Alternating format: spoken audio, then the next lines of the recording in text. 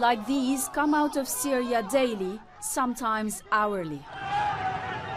For the past 8 months, those in Syria who dared to protest against President Bashar al-Assad's regime faced the wrath of his security forces. From the beginning of this uprising back in March, when the Arab world was basking in the glow of the Arab Spring successes, the Syrian people felt brave enough to take to the streets and try their own hand at freedom. It has not been realized. Instead, the UN says 3,500 people have been killed. Some rights groups say it is much higher, not to mention the injured, the arrested, the refugees that fled, numbers that are yet unknown.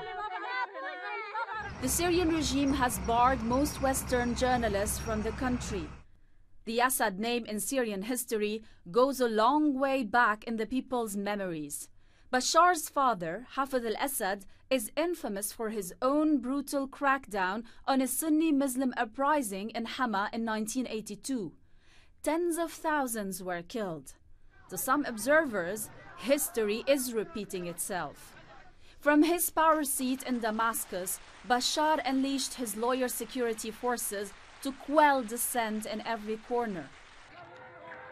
First came Dara. 22 people were reported killed. The city went on to suffer a 2-week siege by the military. Tear gas, gunfire, tanks, nothing was spared. It was the point of no return. To Jisr al-Shughur in June, to Homs in August, tanks stormed the city, leaving 80 dead.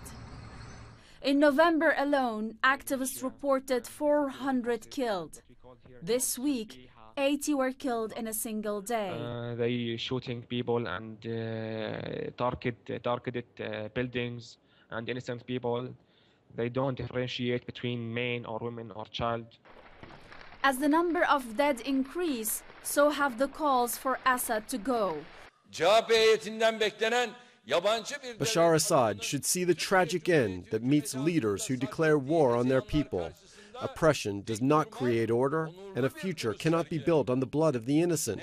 History will remember such leaders as those who fed on blood. And you, Assad, are headed towards opening such a page. The Arab League gives Syria a roadmap to stop the killing, then a deadline.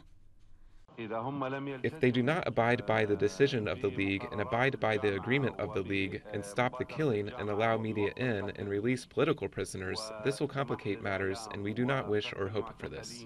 The threats are louder, but the death toll mounts. Rima Maktabi, CNN, Abu Dhabi.